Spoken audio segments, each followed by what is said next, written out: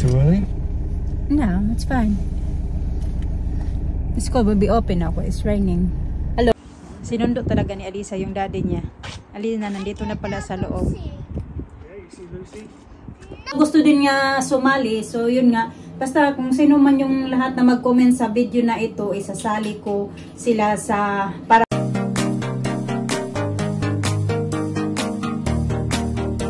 morning mga kachika. Ayan, mag-unat-unat muna tayo. 8 o'clock na. Mag-unat-unat pa ako dito. Pero tapos nag-bihis yung mga bata. Ay, sasusuklayan ko na lang si Alina din na kapag nagsusuklay na siya na taas. Tapos nakabihis na din. Kagawa ko ng kanilang breakfast. Si Mr. nandoon pa nakitulog. It's not my water bottle. Yeah, I'm gonna get that ready kay Daddy. Ni-sterilize na to kagabi ni Mr. Kaya may tubig kasi yung tubig yun na mainit. In the living room, babe. Thank you.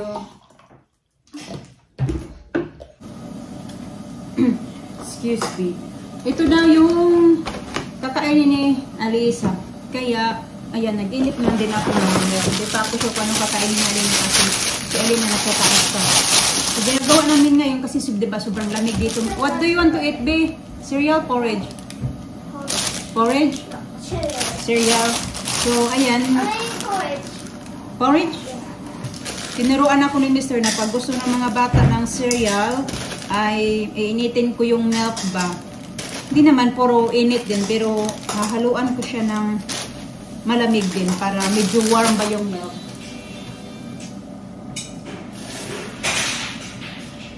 Ito, mayroon na kasi ako dito yung milk. Tapos ilalagay ko na lang dito sa cereal ni Alisa.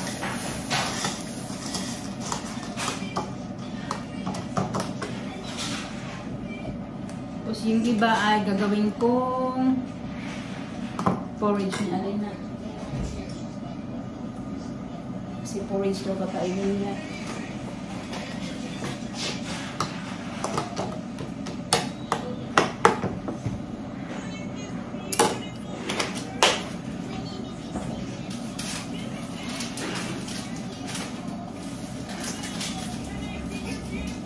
Good morning. Say good morning. Morning. What is it? Hot? No, it's good. It's warm. No. It's not hot. It's good. Keep you warm. Dali, ito yun. My tissue. Okay, I'll get you tissue. Sige na, pag-eat first. Ito yun. I'm going to brush your hair. Sa? Sige na ba? Alis.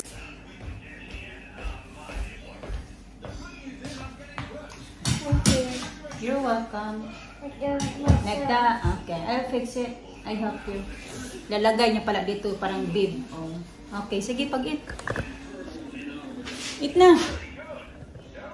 Eat na yun. Lisa.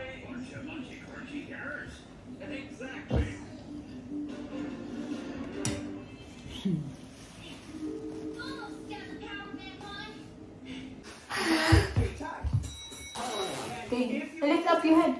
Ow. Ow. Another one. Ow. Oh. Okay, then better. What? Ow, ow, ow. My chin. Better? How about you na? Better na? Okay, No. let's go. Lakas ng hangin mga kachika. Tsaka maulan. Ayan, yung payong namin nabalik yan yung natumpa si Mister.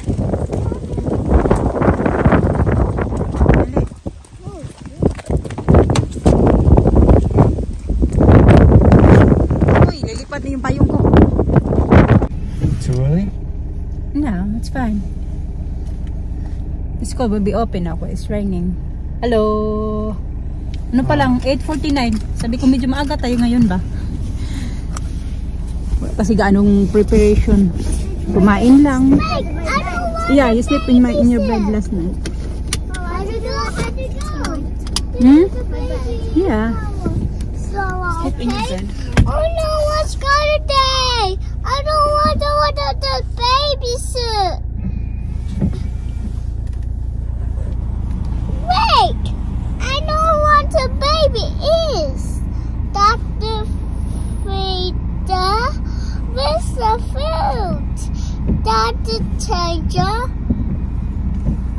such a big baby. Wait, I hear. I know the. Di naman sobrang lakas din yung ulan mga katsika, pero marami pa siya yung maliliit. What I do? Malakas lang din yung hangin. Let it go, fella. More. I do care. I do care. I let it go. I let it go. Yeah, I let it. Okay, tara. Let's get the one in the car. Oh, okay. Binuksan ko yung payong mga katsika. Pagbukas ko na baliktad. The one in the back. Wala, binalik na lang ni Miss. Okay, balik na din yan eh. What? Okay, thank you. No, car's coming. Sa school na yung mga bata, mga katsika. Cross that side. What? The other side. Okay.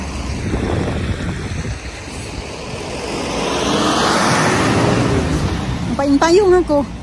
Baliktad na naman, masira na naman to yung payong ko. Puti nga lang, yung isa nasira. Tag ano lang yun? 2 pound. Huh? Huh? We're getting your milk. Now, I go there later. I'm going to make buy pasta. Put it now, do you want? Alas 12 na pala ng tanghali mga katsika. Ayan, nag-alala ako baka kasi magsusundo ako kay Alisa ng mga in 15 minutes. Aalis na ako. Tapos sa ganito, maglalakad kami. Lakas ng hangin at saka lakas ng ulan. My goodness. So, paalis na ako mag-pick up kay Alisa mga katsika. Ito na lang yung susuotin ko. Tumawag na lang ako ng taxi ba kasi sobrang lakas talaga ng hangin mga katsika. At nag-alala ako kay Alisa kasi si Alisa natatakot yan siya pag malakas yung hangin mga katsika. So, ayan, papunta na daw yung taxi. Tapos nagsuot ako ng ganito. Tapos magta-taxi ako papunta doon sa school. And then, pipick upin ko si Alisa. Then, babalik na naman kami dito. Kasi ayaw ko na anuhin bang ganito ba? Kasi kawawa naman yung bata kung mag-ano kami sa ano. Mababasa ba? So, nag-ready na sana ako kasi ito raincoat. O susuotan ko din ng ganito. Ewan ko kung makakasya ako nito. Kasi, kasya naman pala. Kasi ito dati, dito kasya eh. Pag magsuot ako ng ganito, tapos ito. Isapaw ko ba? Ganun. Parating na daw yung taxi. Tapos i-ready ko lang yung aking pambayad. O, saan ba yun? Dito pala. Card lang naman yung binabayad dyan. Sunduin ko yung bata.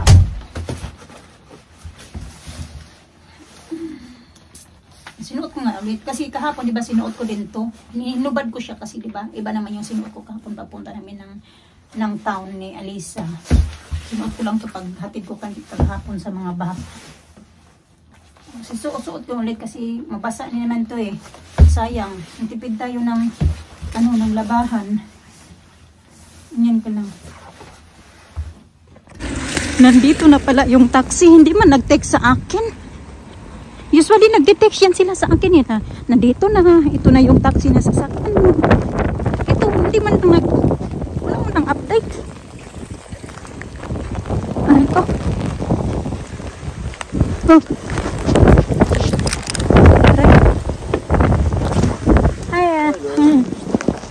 You've been waiting here? Only 5 minutes. I was just phoning you. Oh yeah, because I'm waiting for the message. Come Yeah. through? No. Oh.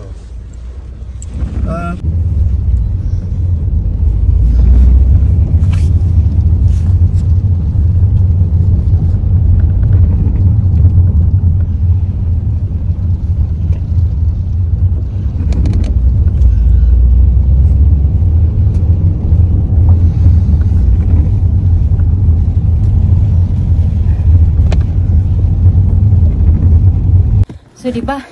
Yan, tingnan mo. Basa nga mga katsika. Start na nga ako mabasa na. Lumabas lang ako punta ng taxi. Tapos lumabas doon magpunta kuha kay Alisa. Tapos pabalik. Ay, dinood ko. Nag-message pala siya sa akin. Hindi ko nakuha yung message ba? Kasi diba yung taxi dito, pag once na magpabook ka, mag-message sila sa'yo. Ewan ko lang kung ganun din ba sa Pinas. Basta ganun eh. Tapos pag makarating na, message din sa'yo na ganito yung taxi mo, na number, plate number. Tapos nag-message pala siya. Sabi ko, you've been waiting here? Sabi niya, maybe mga 5 minutes daw. Ganun. Puti na lang. Minsan kasi yung mga taxi dito, mga ano pa naman, mga stricto ba? Puti naman yun, mabait. Usap-usap pa kami. Ganun. Mabait ba? Maka-timing. Guys, dati sa amin, nagalit sa amin. Kasi nga, tumatawag siya sa akin. Problema naman din noon is yung cellphone ko. Kasi naghahang. Tumatawag siya, sinasagot ko, hindi ko masagot yung tawag niya. Nagalit kasi matagal daw siya nag-antay. So, mura lang din naman binayaran ko, £6.80. So, not bad na din kaysa naman mabasa kami ni Alisa. Magkasakit pa kami, di ba? Hindi naman sabi kayo ni Mr. na mag-taxi ka. Pero sabi ko, ayoko mag-taxi. Kasi nasasayangan ako sa pera. Pero nga, ngayon akala ko kasi hindi kanina kasi pag alis ni Mr., paghatid namin sa mga bata, hindi pa talaga yun siya. Sobrang lakas ng ulan ngayon kasi mga kachika, mas lumakas na siya. Kaya, nag-decide ako na mag-taxi. Ayan, hindi, pahinga ko muna yung buhok ko. Ngayon, hindi ako magpa-plancha kasi mga kachika, yung masisira yung buhok ko ba? Paplantsahin ko lang to papasok ako sa work, ganun. So anyway, ayan, maglalan na, mag-1 o'clock na pala. 10 to 1 o'clock na pa. Wala pa akong breakfast, pero nagkape ako kaya at saka biscuits. So magluluto ako ng pasta. Ito na lang yung lutuin kong pasta kasi kakain ako ng mag-spaghetti. Ako di ba, spaghetti sauce ako. Kasi nabala ko sana, nabibili ako ng spaghetti talaga yung mahaba ba na pasta kasi nga umuulan. Hindi ako, wala akong chance na magpunta sa shop dahil nga nag-taxi kami ni Alisa. Kaya magluto na lang ako niya at bibigyan ko din si Alisa para makakain din yung bata. Pero kumain naman daw siya ng doon sa school. Sabi niya, sandwich daw yung hinanda sa kanila today. Kaya, ayun, magluto na lang din ako para makakain kaming dalawa. Ito na din yung bali, brunch.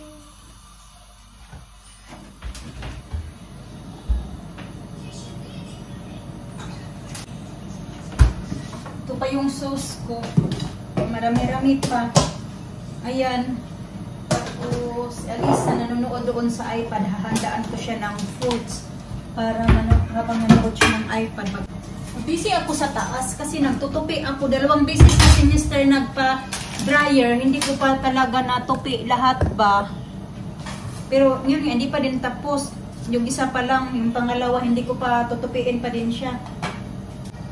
Hindi pa pala tapos yung alis namin ni Alisa. Ano ba yung takip nito? Uli, papasundo ko na lang yata yun. Makikisuyo na lang ako sa classmate niya. Yung classmate ba ni Alina ba? Na pasuyo ko na lang na ipa-pick up ko na lang din si Alina.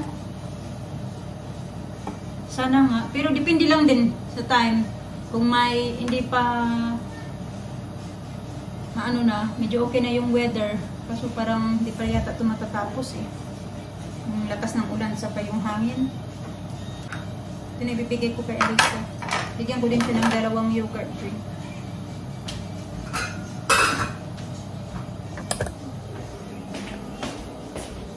Be, dali, Be. You sit down here, Be. Uy, sit down in the living room para mag-itog fruits. You wanna sit there na lang? Okay. Sit there na lang. Oh, here. You got yogurt drink as well. Yogurt drink. Put it there. Okay, put it there. Okay. You eat the fruits. Good girl. Dito pa yung wallet ko. Ano ba yung may puti man din dyan sa hagdan? Oh, ito pala to. Hinagis ko to. Hinagis ko lang to bababa kasi nagtutupi nga ako. Doon dito sa tupiin ko. Nakalimutan ko lang anuhin.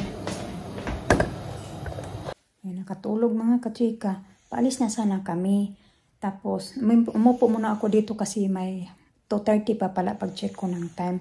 Sabi nakaupo kami dito, tumabi siya sa akin at ayan, nakatulog. So ngayon, tinawagan ko na yung school kasi tinext ko yung nanay ng classmate ni Alina na siya na lang yung papick upin ko kay Alina kasi nga umuulan pa din sa labas mga kachika. Tinatawagan ko din si Mr. Hindi din sinasagot yung tawag ko, tapos tinext ko na natutulog si Alisa kasi naawa din naman ako. Ang sarap ng tulog, humihilik na siya. Pero okay na, tumawag na ako sa school at na-text ko na din yung nanay ng classmate ni Alina. Sabi niya, okay daw, tatawagan ko na lang yung school. Kasi pag ganun kasi na ibang nanay yung magpa-pick up ng bata, ng gaya kay Alina na ibang nanay yung magpipick up sa kanya, kailangan namin ipaalam doon sa office. Kasi yung taga-office din, ipapaalam din nila doon sa teacher nila Alina na si ganito ganyan yung magpa-pick up ng bata. Kasi hindi nila agad-agad paparabasin yung mga bata sa room nila basta hindi nila makikita na yung nanay ng bata. Gaya sa amin, nandoon na kami sa labas nag-aantay. So hindi basta-basta na makakalabas yung mga bata. Kaya pag halimbawa pag iba nga yung mag-pick up, kailangan namin ipaalam doon sa kanila na iba yung mag-pick up para yung bata, ilalabas nila doon sa school kung nandoon na yung magpipick up. Kasi kilala din naman nila kung sino yung mga nanay ng mga bata. Hilit na. Ako nga nakaredy na din sana ako, naka-raincoat na ako. Siya din naka-coat na, naka-hat na. Burido pa nga to, nagbihis pa nga siya. Nagbihis daw siya ng damit. Ayan na naman yung suot niya, yung kulay red na dress na gustong-gusto niya talaga to suotin. Ayan, huminto na din yung ulan mga kachika. Si Alisa nagising na din. Medyo din, nakatulog din si Alisa ng mga 40 minutes din eh. Ngayon naman ay naabangan namin si Alina. Wala pa kasi si Alina. Sinundo talaga ni Alisa yung daddy niya. Alina, nandito na pala sa loob. Yeah, you see Lucy? No. No? No. Yan dapat yung susuotin niya kanina eh. When she fast asleep. That one. Oh, that one. Yeah. Rosy cheeks. She had a sleep? Yeah, 40 minutes. Oh, is that all? Yeah. Ayan, 4:30 na ng hapon mga kachika. Ganito na yung itsura na mumula-bula doon sa gilid ba. Yung iba, ayan, napailaw na niyang kanilang Christmas decorations, Christmas lights. So, ayan, mag-skincare na ako mga kachika. Hindi pa ako nag-dinner kasi nagantay ako kay Mr. Magpunta kasi siya ng gym. Pero yung mga bata, ready na yan siya matulog, nakakain na yan sila. Tututbrushan ko na lang sila ng kanilang ngipin. So, ayun mga kachika, nakita nyo na yung title natin sa video natin na ito. Yung mga mag-comment nga sa video na ito, dito ako kukuha ng mga isasali ko sa aking paraffle. So, meron po tayong anim na mananalo ng tag 500 pesos. Para lang din sa gusto din nga sumali. So, yun nga. Basta kung sino man yung lahat na mag-comment sa video na ito, isasali ko sila sa paraffle ko. So, tag 500 pesos lang mga kachika, 6 yung mananalo, tag 500 pesos. And then, meron din akong 5 din na mananalo ng tag 200 pesos siya.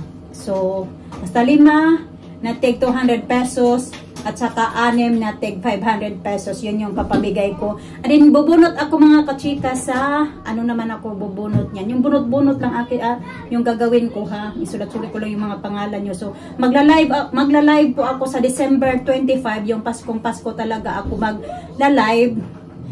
Ni-announce ko na lang, ko na lang yung time, kung anong time ako magla-live. Basta gabi na siya sa Pinas.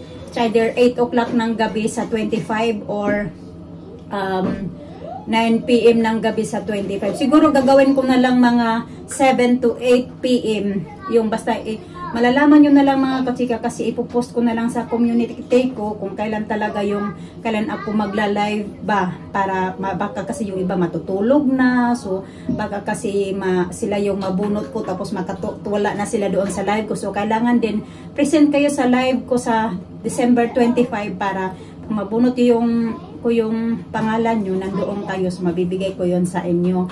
So ayan, sa gusto lang din naman sumali, kung ayaw din nyo din naman na masumali sa paraffle ko, okay lang din kasi wala din naman tong pilitan dahil nga kaunti lang din naman to. Pero para lang to sa gusto lang din na manalo ng 500 pesos kasi alam ko marami namang